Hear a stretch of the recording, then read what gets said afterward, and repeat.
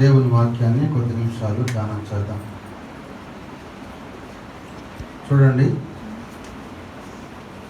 తీమోతి రాసిన 2వ పత్రిక 4వ అధ్యాయము 1వ వచనం చదువుకుందాం. తీమోతి రాసిన 2వ పత్రిక 4వ అధ్యాయము 1 నుంచి వచనం చదువుకుందాం. ఇక్కడ అపోస్తలుడైన పౌలు గారు చెప్తున్న మాట విన్నాం. దేవుని ఎదుటను సజీవులకు మృతులకు తీర్పు తీర్చు క్రీస్తు యేసు ఎదుటను ఆయన ప్రత్యక్ష తోడు ఆయన రాజ్యము తోడు నేను ఆనబెట్టి చెప్పునదేమనగా వాక్యమును ప్రకటించు. సమయమందు అసమయమందు ప్రయాసపడు సంపూర్ణమైన దీర్ఘశాంతముతో ఉపదేశించుచు ఖండించుచు గద్దించుచు బుద్ధి చెప్పుము. ఎందుకనగా జనులు హిత బోధను సహింపక దురదశవులు గలవారై తమ స్వకీయమైన దురాశలకు అనుకూలమైన బోధకులను తమ కొరకు పోగు చేసుకుని సత్యమునకు సెవినీయక కల్పన కథల వైపు తిరుగు కాలము వచ్చును. ప్రార్థన చేసుకుందాం. ప్రేమ తండ్రి, దయగల నాయన, మీకు వందనాలు, స్తుతులు స్తోత్రాలు చెల్లిస్తున్నాము. లేఖనం మీది ప్రజలు నీ వారిని, మీరు మా దేవుడు తండ్రి. కొద్ది నిమిషాలు నా తండ్రి మీ లేఖనంలో నుంచి నాతో మాతో పరిశుద్ధాత్మ తండ్రి సహాయం చేసి మాతో మాట్లాడి మమ్మల్ని ఆత్మీయ స్థితిలో బలపరచమని యేసయ్య నామములో అడిగి వేడుకొని ప్రార్థన చేస్తున్నాము పరమ తండ్రి, ఆమేన్. ఇక్కడ అపోస్తలుడైన పౌలు గారు తీమోతి అంటే తన ఆత్మీయ కుమారుడు. తీమోతికి సొంత బిడ్డలు లేదు, కానీ ఆత్మీయ బిడ్డలు ఉన్నారు.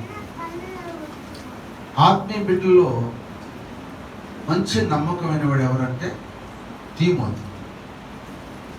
ఆత్మీయ బిడ్డలు అందరూ తర్వాత అందరూ నమ్మకస్తులే, కానీ వాళ్ళందరికంటే ఎక్కువగా తీమోతిని ప్రేమించి, ఎందుకంటే తీమోతి మంచి సాక్ష్యం కలిగిన వాడు, మంచి అనుభవం కలిగిన వాడు, చెప్పింది చెప్పినట్టుగా శ్రద్ధగా చేసేవాడు. అందుకని అతనికి ఏమని చెబుతున్నాడంటే, ఒకసారి మన చదవండి అదే అధ్యాయం. ఇక్కడ తీమోతితో చెబుతున్నాడంటే ఆత్మీయ కుమారుడు చెబుతున్నాడు, అయ్యా దేవుని ఎదుటను, అంటే దేవుని ఎదుట సజీవులకును మృతులకును తీర్పు తీర్చు క్రీస్తు యేసు ఎదుటను ఆయన ప్రత్యక్ష తోడు ఆయన రాజ్యం తోడు నేను నీకు ఆనబెట్టి అంటే గట్టిగా చెప్తున్న మాట,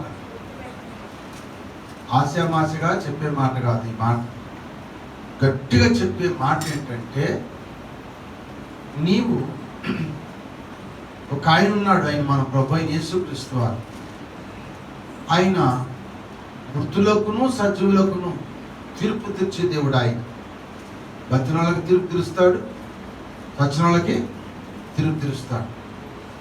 ఆయన శ్రేణిలో నీకు చెబుతున్నాను, ఆనబెట్టి చెప్పేది ఏమనగా, నీవు చేసేది ఏంటంటే ఎక్కడైనా సరే విశ్వాసులైనా సేవకులైనా ఆ దైవజనుడు చెబుతున్నాడు, తన కుమారుడు ఏం చెబుతున్నాడంటే, వాక్యమును ఎప్పుడు పడితే అప్పుడే వాక్యమును ప్రకటించుము.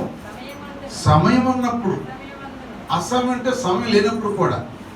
ఈరోజు సమయం అంటే శనివారం సమయం, ఆదివారం సమయం, తర్వాత సమయాలు లేవు కదా. అయినా సరే సమయాన్ని కల్పించుకుని, అంటే నువ్వు సమయాన్ని కల్పించుకుని వెళ్ళి ఎక్కడికైనా ఎవరికైనా సరే అసమయం అందు కూడా నీవు ప్రయాసపడు. ప్రయాసపడు, వాక్యం చెప్పాలి, వాక్యం మీదే పునాది వేయాలి. వాక్యం మీద పునాది వేస్తే ఆ పునాది ఎన్ని గాలి వానలు వచ్చినా పడదు.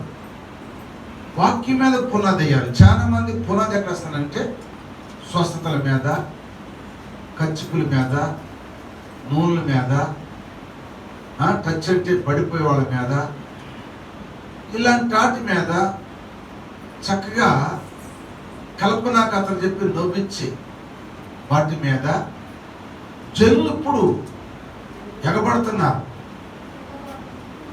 అంటే హిత బోధ అంటే ఆరోగ్యకరమైన బోధన వాళ్ళు సహించట్లేదు. ఆరోగ్యకరమైన బోధ సహించకుండా జనులు టైపు కనుక నీవు మాత్రం ఏం చేస్తావంటే సమయమందు అసమయమందు వాక్యమును ప్రయాసపడటానికి వాక్యమును ప్రకటించు. సమయమందుగా అసమయం ప్రకటించు. ఇంకేమంటాడు? ప్రయాసపడు.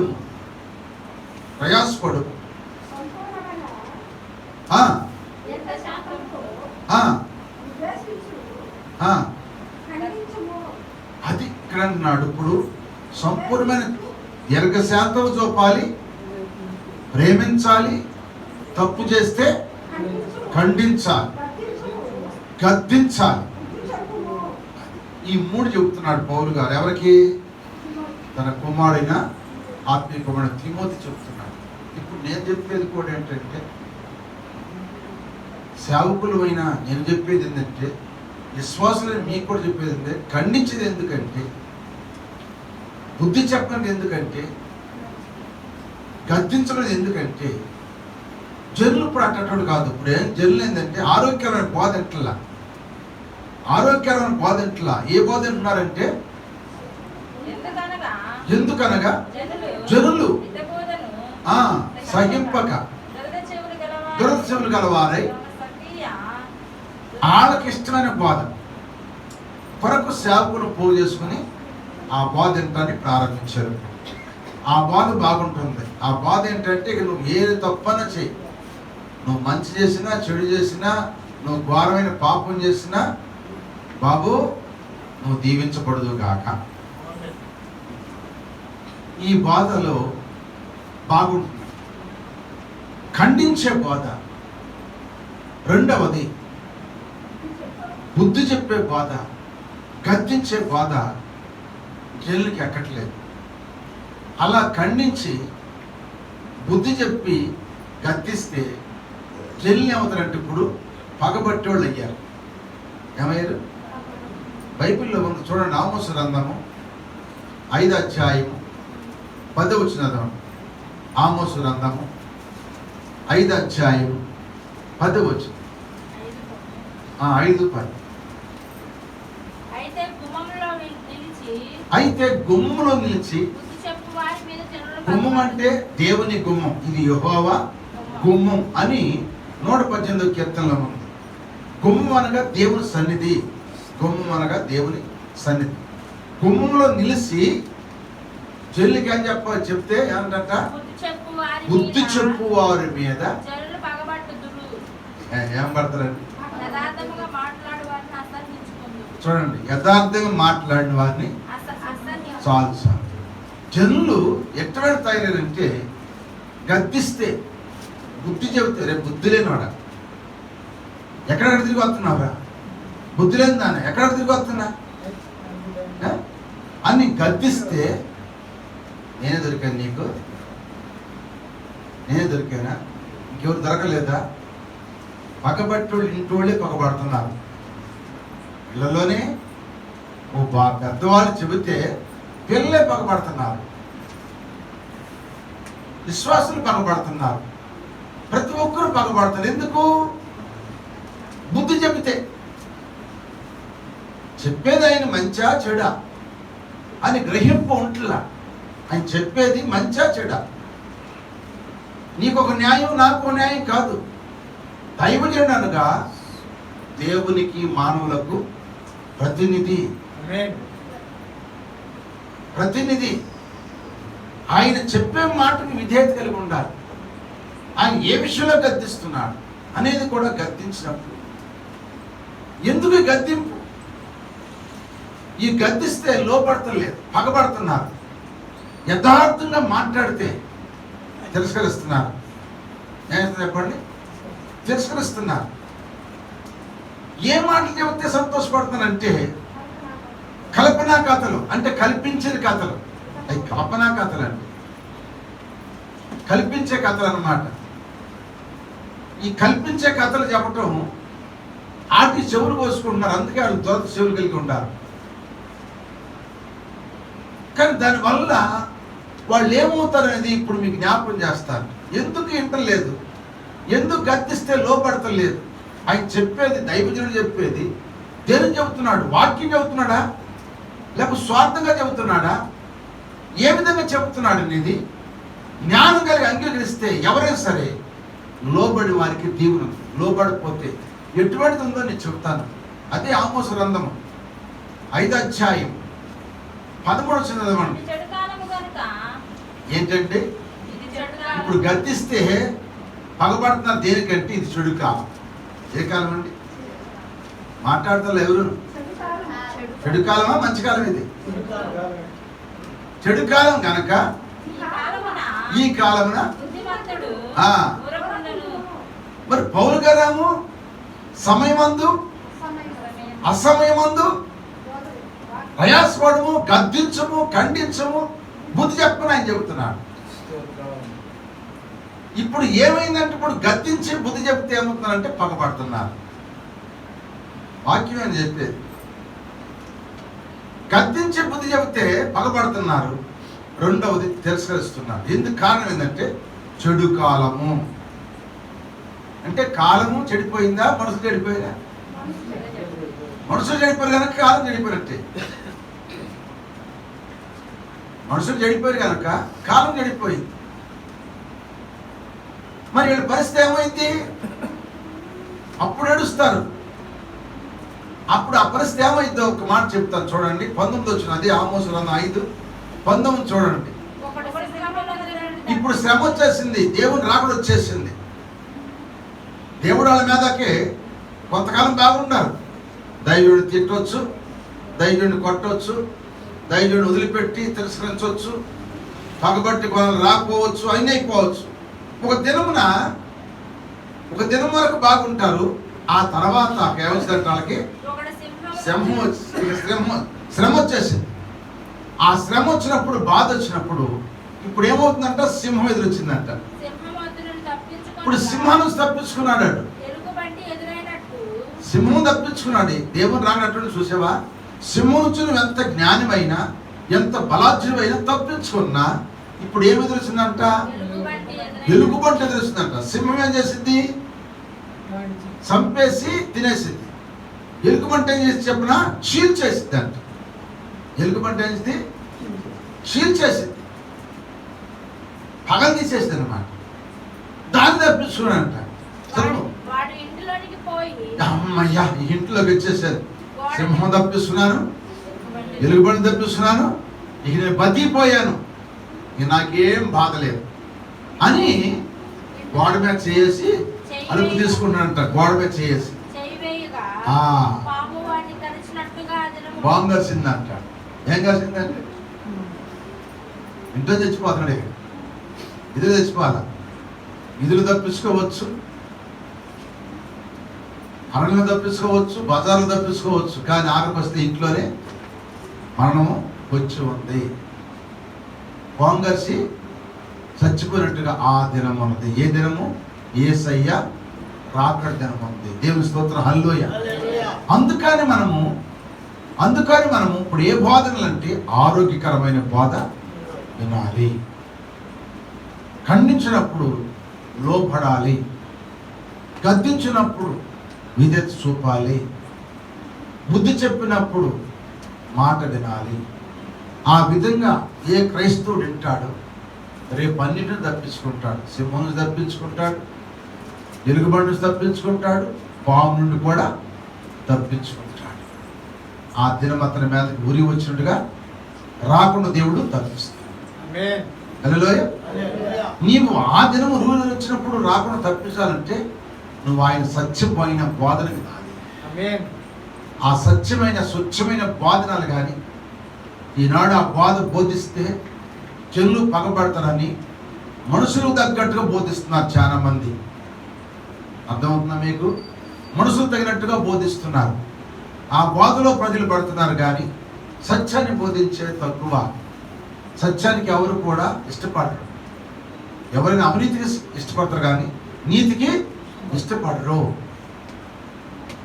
తీపికి అలవాటు పడతారు కానీ చేదుకి అలవాటు పడరు. చేదుకి అలవాటు పడితే నీకు ఆరోగ్యము, తీపికి అలవాటు పడితే చెప్పండి అనారోగ్యము. అది తీయని ఉన్నది కానీ తర్వాత అనారోగ్యం వస్తుంది, అంతే కదండి. తీపి తింటే సూర్యుడు ఏమవుతుండదు, అనారోగ్య పాలైపోతుంది. చేదు తింటే ఉన్న రోగం కూడా తగ్గింది. దేవుని స్తోత్రం, హల్లెలూయా. అలాగే మనము ఈనాడు బోధ కూడా కొంత బోధ గట్టిగా చేదుగా బాధగా ఉన్న ఆ బోధన సహించింటే దేవుడు మనకు మేలు చేస్తాడు. అందుకే సమయమందు ఆ సమయమందు నీవు ప్రయాసపడి గద్దించు, ఖండించు, బుద్ధి చెప్పు. ఎందుకంటే చెల్లు హిత బోధను సహించట్లేదు. హిత బోధ అంటే ఆరోగ్యకరమైన బోధను సహించట్లేదు కనుక నువ్వు వంతుకో చెప్పు. ఎందుకంటే నువ్వు మంచి పోరాటం, నేను పోరాటం అంటాడు 4:7 వచనం అంటాడు, నేను మంచి పోరాటము పోరాడు తిని నా పరుగు కడముట్టించి నా విశ్వాసాన్ని కాపాడుకున్నాను. నా కొరకు నీతి కిరీటం ఒకటి దాచబడి ఉంది. నీవు కూడా అది అపేక్షిస్తే అది నీకు కూడా వచ్చింది. ఇప్పుడు చనిపోతున్నాడు పౌలు గారు, పానార్పణ పెట్టబోతున్నాడు. రోమా ప్రభుత్వం శిరచ్ఛేదం చేయబోతున్నప్పుడు చనిపోయే టైంలో ఆత్మీయ కుమారుడు చెప్పాడు ఈ సందేశాన్ని. ఈ సందేశాన్ని చెప్పాడు. తిమోతి బహు జాగ్రత్తగా పరిచయం చేశాడు. హల్లెలూయా. చనిపోయే టైం చేశాడు. ఈ మాటలు చెప్పాడు, నేను మంచి పోరాటం పోరాడాను, నా పరుగు కడముట్టించాను, నా విశ్వాసాన్ని కాపాడుకున్నాను. నా కొరకు దేవుడు నీతి కిరీటం నాకు ఇచ్చాడు. నాకు చాలు, నా జీవితంలో చాలు. నీవు కూడా బాధలో ఖండించు, బాధలో గద్దించు, బాధలో నీవు బుద్ధి చెప్పు. ఎవరికి భయపడదు, మనుషులు భయపడదు. మనుషులు భయపడితే ఎందుకు భయపడతారు? మనుషులకి రేపు వాళ్ళు ప్రార్థన రారేమో. మనుషులకి ఎందుకు భయపడతారు? రేపు వాళ్ళు దశంభాగాలు ఇరేమో. మనుషులు భయపడి దేనికి? రేపు వాళ్ళు కానుకలు ఇవ్వరేమో.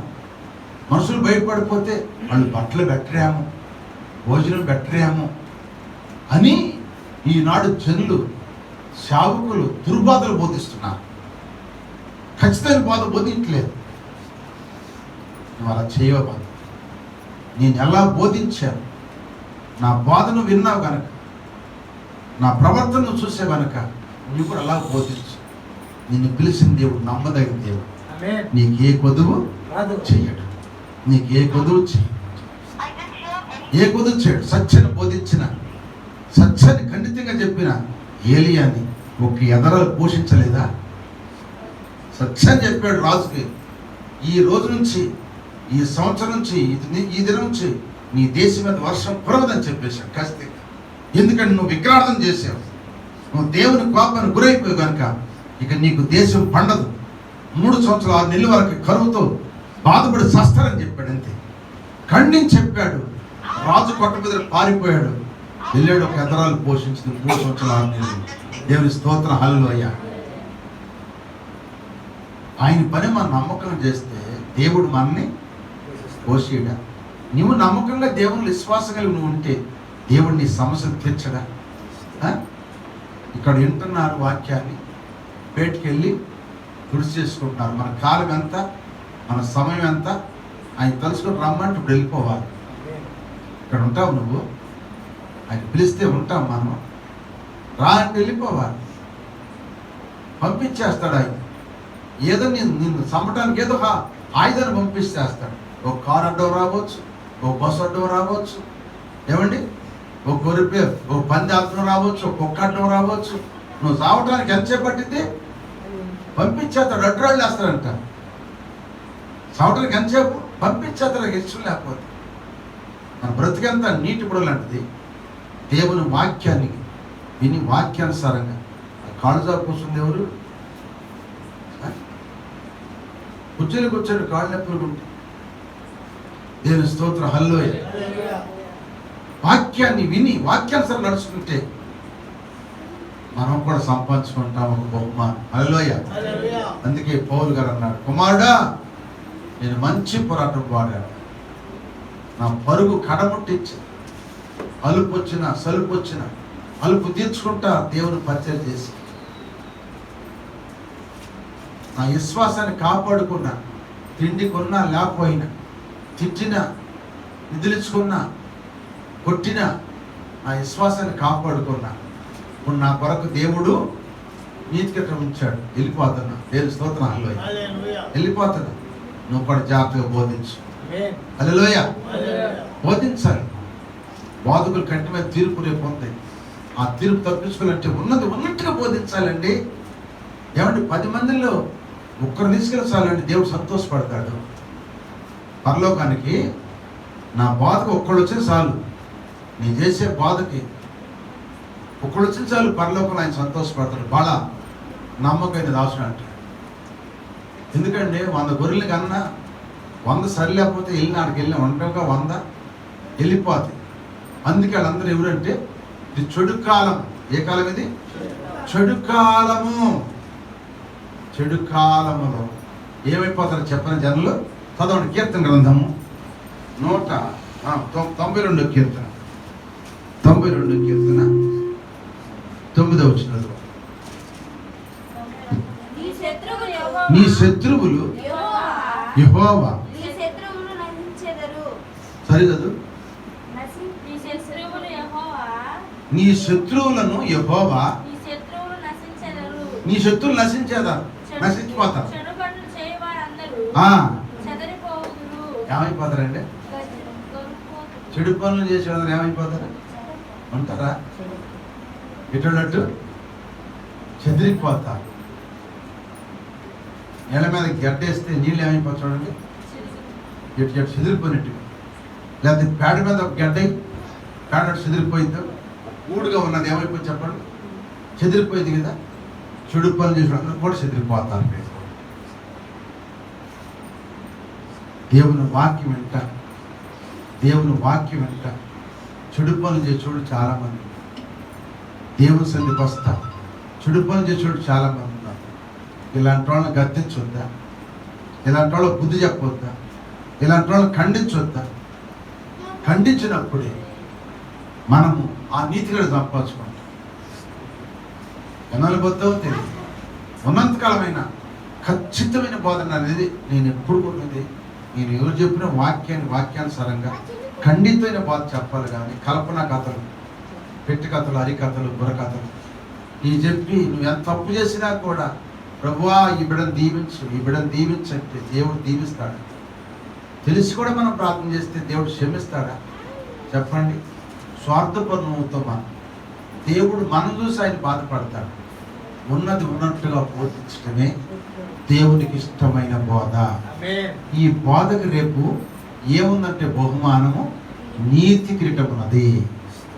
అందుకే యేసన్న గారు పాడిన పాట, నీతి కిరీటము దర్శనముగా దర్శనమిచ్చిన పరిశుద్ధ పౌలకు, నీతి కిరీటము దర్శనముగా దర్శనమిచ్చిన పరిశుద్ధ పౌలకు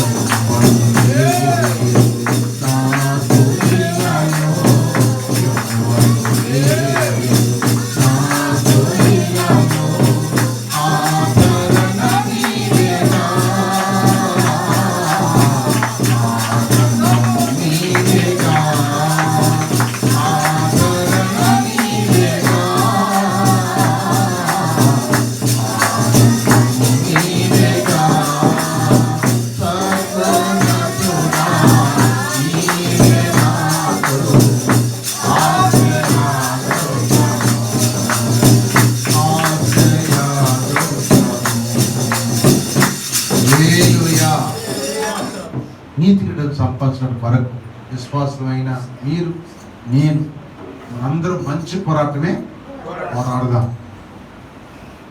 మన పరుగు కడకు తెద్దాం, మన విశ్వాసాన్ని కాపాడుకుందాం. ఈ 3 ఎవరైతే చేస్తారో వారికంట దేవుడా ఆ పొలం కూడా ఇచ్చాడు కిరీటము. చదవండి, అక్కడ ఉంది 7వ వచనం, 2 తిమోతి 4:7 ఉంది చూడండి. ఆ కిరీటం ఒక సేవకుడికి కాదంటే ఇచ్చింది, అందరికి ఇచ్చాడంట. చదవండి అమ్మా, చదవండి, ముగించుకున్నా.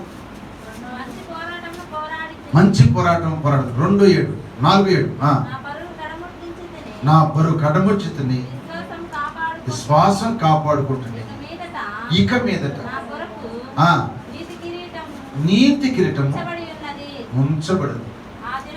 ఆ దినమందు నీతిగల ఆ న్యాయాధిపతి అయిన ప్రభు నాకును అది నాకు మాత్రమే కాక తన ప్రత్యక్ష కొరకు అపేక్షించేవారు, ఆశపడే వాళ్ళందరికీ హల్లెలూయా. అందరికి రావాలొద్దా? ఇప్పుడు నాకు కావాలి, మీకందరికి కావాలొద్దా? ఏదది? నీతి కిరీటం. కిరీటాలు 7 రకాల కిరీటాలు ఉన్నాయి. 7 రకాల కిరీటాలకి ఇవ్వటానికి ఆయనకి ఏ కిరీటం ధరించుకున్నాడు? ముళ్ళ కిరీటం ఆయనకి పెట్టారు. ఆయన ఎవరు? యేసయ్య. ఎక్కడున్నాడు? తండ్రి కుడిపాల్సిన ఆయన నీతిని ధరించుకున్న ఆ నీతిమంతుడు ఆయనే. ఆ నీతి కిరీటం ఎవరిదంటే యేసుప్రభు వారిదే. యేసుప్రభు వారు ఆ నీతి కిరీటం వదిలిపెట్టి సున్నితబడుతున్న మనను నీతిమంతులు చేయడానికి లోకానికి వచ్చాడు. వచ్చిన ఆయన యూదుల రాజు ఆయనకి ఏ కిరీటం పెట్టారు? ముళ్ళ కిరీటం పెట్టారు. ఆ నీతి కిరీటం ఏమవుతుంది? యేసయ్య నీతిమంతుడు కూడాను లేడు. ఎవరు నీతిమంతుడు అంటే యేసుప్రభు వారు కూడా, దేవుడు కూడా నీతిమంతుడు. ఆ నీతి కిరీటం ఇప్పుడు ఎవరికి ఇచ్చాడు? పౌలు గారికి ఇచ్చాడా? అందరికి ఇస్తున్నాడా? అందరికి ఇస్తున్నాడు. నా కిరీటం మీరందరూ ధరించుకోమని మనకు ఆ కిరీటం ఇచ్చి ఆయన ముళ్ళ కిరీటం ధరించుకున్నాడు మన పరం. కనుక మనం ఏం చేయాలి? ఇప్పుడు ఆ కిరీటం సంపాదించాలంటే మనం మంచి పోరాటం పోరాడాలి, మన పరుగు కడముట్టించాలి, మన విశ్వాసాన్ని, అది ఈ 3 మనం చేయాలి. పోరాడాలి. ఎన్నో పోరాటం అంటే చెప్పండి. ఇప్పుడు మీకు ఒక మాట చెబుతాను. మీరు ప్రార్థన చేయండి వాళ్ళ గురించి. దేవుడు ఏదైనా చూపిస్తే రేపు నాకు చెప్పండి. ఓ భార్య భర్తలకు కొడుకున్నాడు, గమనిస్తాం. ఆ కొడుకుని వాళ్ళు రాయి పనికి వెళ్ళొచ్చేసారు. ఆ కొడుకు వచ్చాడు, ఇంటికి వచ్చాడంట. ఇంటికి వచ్చిన తర్వాత బజార్కి వెళ్ళి, నువ్వు సత్యంలోకి వస్తే శుభ్రం బాగుపడతావు, లేకపోతే నీ ఇష్టం, నీ తిప్పలు నువ్వు పడతావు. కనుక చెప్పాల్సిన బాధ్యతను చెబుతున్నాను. కనుక చెడు పనులు చేసిన అందరూ ఏమైపోతారు? ఆఖరికి చెదిరిపోతారు. హల్లెలూయా. చెడిపోతారు. చెడు కాలం కనుక బుద్ధిమంతుడు మంచి మాట చెబితే ఇన్ని లోబడి దేవుని జీవిస్తే నీకు మేలు కలుగుతుంది. జీవించకపోతే నీకే నష్టం. నీ వల్ల వచ్చే దశంభాగం ఆగిపోయినా నాకు ఇంకో దేవుడు ఇస్తాడు. నీ వల్ల కాను రాకపోతే ఒక దేవుడు ఇంకోసారి ఇస్తాడు. దశంభాల కోసం, కానుల కోసం, నువ్వు పెట్టే ముద్ద కోసం నేను నీ మాట వినాలనేంటి? వినాలా? నిశ్చిన దేవుడు గొప్పవాడు. ఆ రోజుల్లోనే, ఏ రోజుల్లో 95లోనే రూపాయలు వచ్చేది ఒక సంఘం. నాకు రూపాయలు వచ్చేది. వాళ్ళు నేను చేయని పనికి చేసేవని వద్దన్నారు. ఆగేసాను. బతిలాడని నేను చేయలేదు. నన్ను దేవుడు పిలిచాడు, ఈ గ్రామానికి వచ్చాను, మీ సువార్త బోధించాను అని చెప్పాను.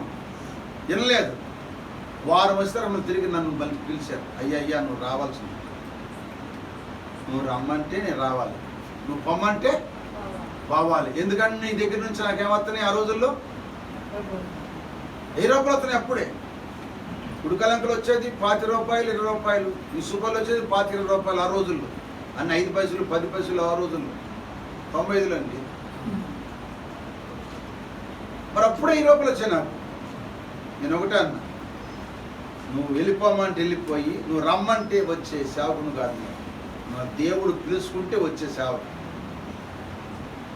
నువ్వు రమ్మంటే వస్తానా? మళ్ళీ రేపు ఇంకో రోజుని ఎవడో మాటలేని మళ్ళీ నా మీద తప్పు పడతావు.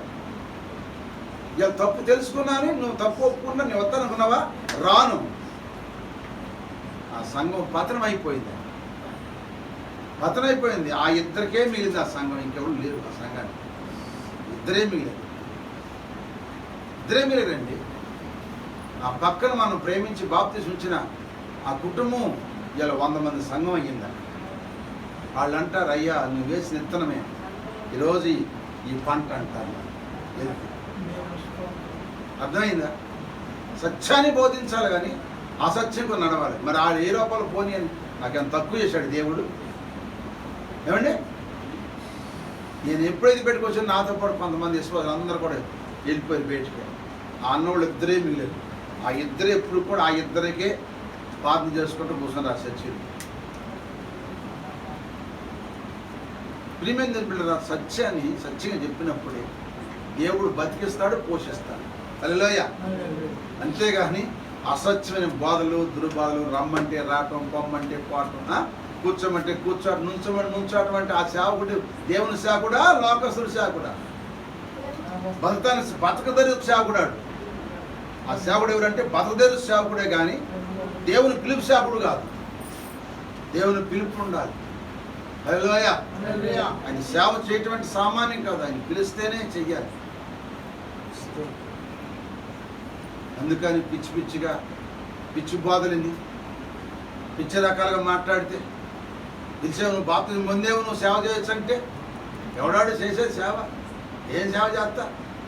చేసాడు ఒకడు మనోడు, ఎవడాడు ఆ సుధీర్ ఏమైపోయాడు? పొద్దునాడు దగ్గర 2 గంటలు కూర్చున్నాడు. 2 గంటలు కూర్చున్నాడు. ఇన్ని వచ్చాడు. ఏం సంపాదించారో నువ్వు దేవుని వదిలిపెట్టి ఏం సంపాదించావు అని ఉన్నదే ఊస్తాయి. ఏం సంపాదించావు? దేవుని కలిగి కష్టాలు పడు, దాని ప్రతిఫలం ఉంది. దేవుని లేకుండా ఇప్పుడు నువ్వు కష్టాలు పడుతున్నావు, ప్రతిఫలం పెడుతాడు. ఇదనం తెలుసుకుని బుద్ధి తెచ్చుకుని మందిరం రండి, దేవుడు మేలు చేస్తానని చెప్పి వస్తామన్నారు. వస్తారు లేతలేదు, చెప్పాలని బాగా చూద్దాం.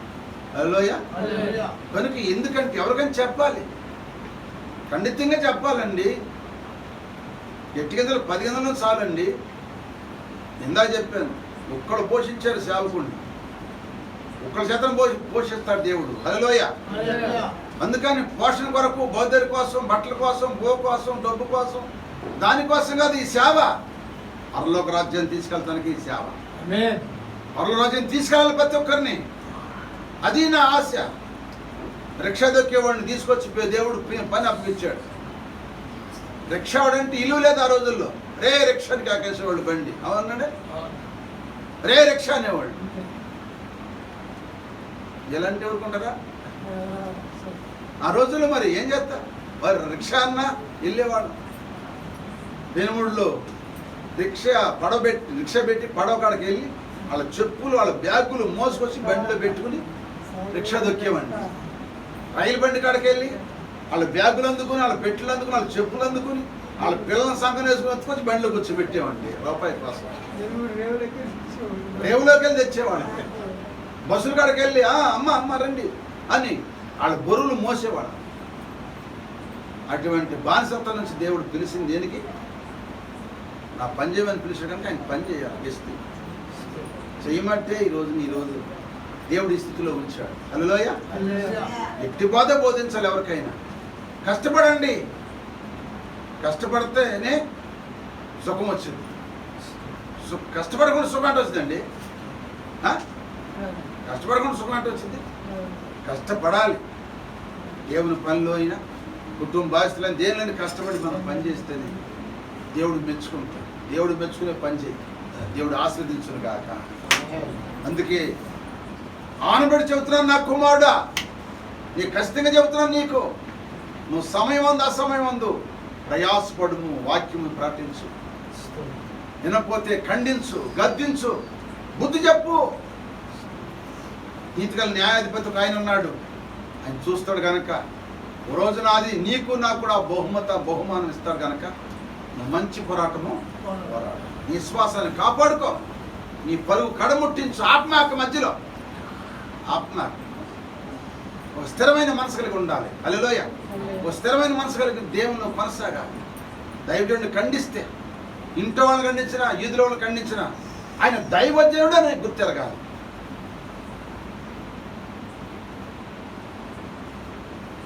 నా బిడ్డలైనా సరే, నా భార్యైనా సరే, నేనైనా సరే, మీరైనా సరే, ఒక దైవజనుడు దేవుని సేవకుడు అని పిలుచుకున్నాడు. దేవుడు సేవకుడు ఎవరంటే, దేవుడి తర్వాత దేవుడు అంటే సేవకుడే. ఆ మాట ఏంటి నా ఒళ్ళు పోషిస్తుంది అనమాట. అంటే నన్ను కూడా దేవుడితో పోల్చాడే కనుక నేను ఆయన స్వరూపం, ఆయన కనీసం ఆయన నేను కృతజ్ఞత లేని వాడిని నన్ను అంతగా పోల్చాడంటే నేను ఆయన పని అటు చేయాలి, నమ్మకం చేయాలి, అపనమ్మకం చేయాలి. చేస్తేనే బహుమానం. హల్లెలూయా. అందుకని ఈరోజు మీకు ఏమర్థమైంది? నేను చెప్పిన ఈ బోధలో మనకు నేర్చుకునే బోధలు ఏమైంది? మనం ఇంత బోధనే వినాలి కానీ కల్పనా కథల బోధ వినకూడదు. పైపని చెప్పి రుద్దే బోధ మనము వినకూడదు, వాటి జోలికి మనము వినకూడదు. ఉన్నది ఉన్నట్టుగా బోధించే సేవకుడి దగ్గర నువ్వు పెరుగు, దేవుడు నిన్ను ఆస్వాదిస్తాడు, దేవుడు నిన్ను వృద్ధి చేస్తాడు, అభివృద్ధి పరుస్తాడు. దేవుడు నాకు చెప్పాడు, కుమారుడా నా కుమారుడు నువ్వు భయపడకు, నేను నీకు తోడై ఉన్నా, నువ్వు దిగులు పడమాక, నేను నిన్ను బలపరుస్తాను, నిరుపుడు హక్కుల పొడవల్లాగా నేను చేస్తాను, యెహోవా చేతిలో ఒక పోషణ క్రీడంగా చేస్తాను నా కుమారుడిని దేవుడు నాకు తెలియజేశాడు. ప్రియమైన దేవుని బిడ్డలారా, ఆయన మాట చొప్పున మనం నడుచుకుందాం. ఈ కడవ దినాల్లో ప్రార్థన చేయండి, ఎక్కువగా ప్రార్థన మీద ఎక్కువగా మాట్లాడండి, దేవునితో మాట్లాడుకుని ఖచ్చితమైన బాధలో ఉండాలి. లేకపోతే కాలం చెడు కాలం వచ్చేసింది. ఇప్పుడు ఎక్కడ చూసినా మంచి లేదు, ఎక్కడ చూసినా దుర్వార్తలే.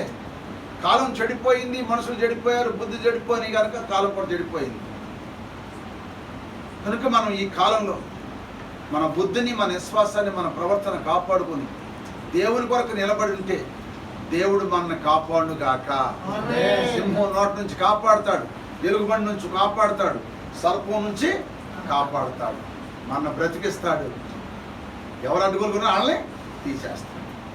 కనుక కాపాడు దేవుడు ఉన్నాడు కనుక ఖచ్చితమైన బాధని, ఆ బాధను బట్టి మనం కూడా ప్రార్థన చేసుకుంటూ ఒక మనసు స్థిరపరచుకొని దేవుళ్ళ ముందుకు కొనసాగాలని నేను ప్రభు పేట మనవి చేస్తూ ఈ మాటలు ముగిస్తున్నాను. దేవుడు మనందరం కాపాడి ఆయన రాజ్యానికి వరుసకొనటానికి హిత బోధను మనం నడుచుకుని ముందు సాగిపోదాం. దేవుడి వాక్యం దీవించుగా.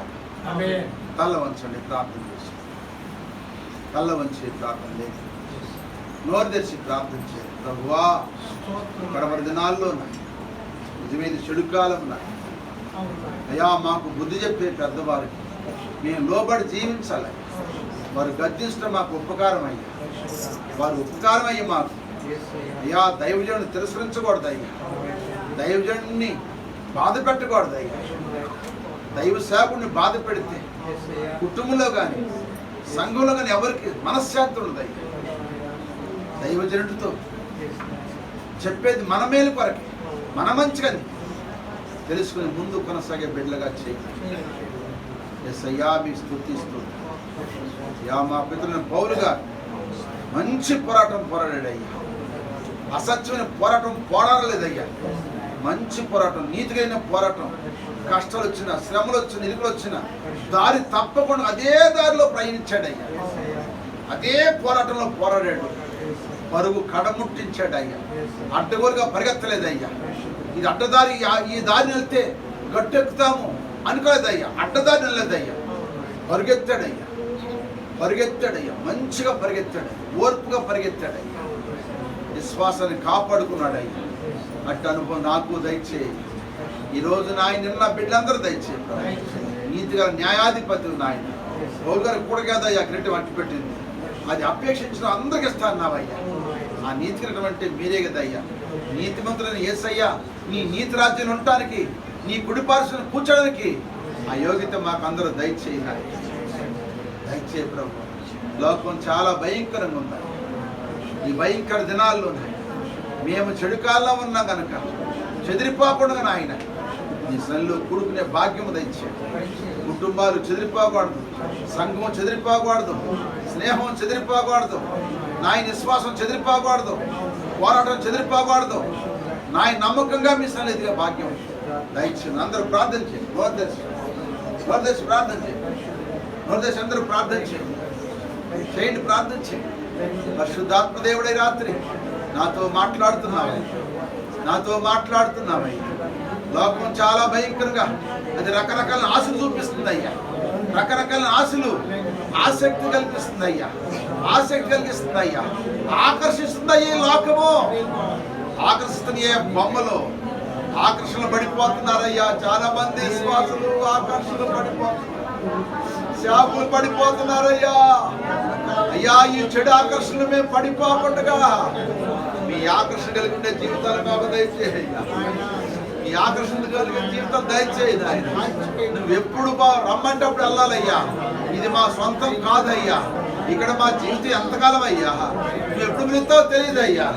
నువ్వు పిలిచినప్పుడే రావాలి కదయ్యా. రావాలంటే నేను నీతిగా న్యాయాధిపతి రావాలంటే నేను నీతిగా నడవాలి కదయ్యా.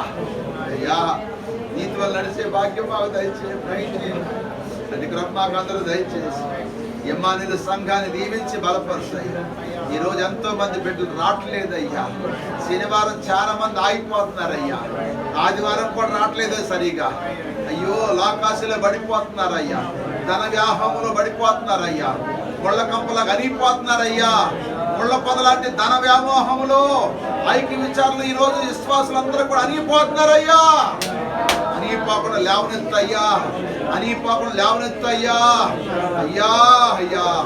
అందరు నడిపించయ్యా. సహాయం అందరు నోర్దర్శి ప్రార్థన చేయండి. విశ్వాసులారా, యవనస్తులారా, వృద్ధులారా, పెద్దలు అందరూ ప్రార్థన చేయండి. ఇది 3-4 ముచ్చట మురిగిపోయే దేహము. ఎప్పుడు పిలుస్తాడో ఎప్పుడే జరిగిందో తెలియదు. ఆయనకి ఇష్టమైన బతుకుపోద్దాం. ఆయనకి ఇష్టమైన జీవితం జీవిద్దాం. ఆయన రాజ్యానికి హక్కుదారులుగా ఉందాం. అట్టి కృప నాకు దయచేయమని ప్రార్థన చేద్దాం. నీ పౌరుషము నా పౌరుషము, నీ పాపం నా పాపం సూర్యుడు ఉదయించే వరకే, సూర్యుడు అస్తమించే వరకే ఉండాలి. కానీ సూర్యుడు అస్తమించిన వరకు పాపం ఉందా? సాతాను ప్రేరేపణ కలిగిద్దంట. సాతాను ఆ పాపం తగ్గిదంట. పాపం ఎంచుకోవద్దు కానీ పాపం చేయొద్దని చెబుతున్నాడు దేవుడు. యా వాక్యమైన స్వామి, స్తుతి స్తోత్రాలయ్యా. ఈరోజు ఎంతమంది మేము అందరం మీ మాటలు విన్నామయ్యా. మీరు మాట్లాడారు. మాటలు చొప్పు నడిపించే యా మాలో 9 తొలగించి మాట చొప్పున మా పితృకి నీతి కిరీటం మాకంతా దయచేయండి. మనందరం కూడా దేనికోసం సూత్రం ఇద్దాం. హల్లెలూయా, హల్లెలూయా, హల్లెలూయా, హల్లెలూయా. అలాగే మరి ఈ సమయంలో బలపరచండి, ఆదరించండి, ఆశీర్వదించండి. ఇంతలో నాయన తండ్రి పాటల ద్వారా, వాద్యాల చప్పుల ద్వారా మహిమ పొందిందండి. వాక్యం ద్వారా మాతో మాట్లాడేవు నాయన. మీ మాటలను బట్టి నాయన ఈరోజు బిడ్డలు ప్రార్థన చేశారయ్యా. వారు చేసిన ప్రార్థన కూడా మీరు ఆలకించి మేలు దయచే ప్రభువా. సంఘంలో ప్రతి ఒక్కరిని నాయన స్థిరపరచండి, బలపరచండి, నడిపించి నాయన మీ సన్నిధిలో బల నమ్మకస్తులుగా ఉంటాను సిద్ధపడు దయచేయి నాయన. అయ్యా తండ్రి, శోధకుడు ఏ విధంగానో పడగొట్లని చూస్తున్నాడు అయ్యా. ఏర్పరచుకున్న సైతం పడగొట్లని చూస్తున్నాడు అయ్యా. వాడి చేతులు ఎవరు పడకుండా మీ చేతులు ఉండే భాగ్యం ప్రతి ఒక్కరు దయచేయి నాయన. అయ్యా తండ్రి నాయన, ఆ ఇందిర నాయన కొడుకు నిమిత్తం అల్లాడిపోయి ఏడుతుంది అయ్యి ఇంటికాడేను ప్రభువా. మరి ఆ బిడ్డని ఎవరు పట్టుకుపోయారో తెలియదు అయ్యా. అయ్యా తండ్రి, కారులు వేసి తీసుకురంట అయ్యా. 4 రోజులు, రేపు 5 రోజులు అయ్యా. మరి ఆ బిడ్డ జాడ నా తెలవక ఇంటికాడే కూర్చున్నారు ప్రభువా తండ్రి. మరి ఈరోజు పోలీస్ స్టేషన్కి వెళ్ళారు అయ్యా. మరి చెప్పడానికి వెళ్ళారు ప్రభువా. మరి పోలీసులు కూడా కనుక్కోవడానికి సహాయం చేయండి.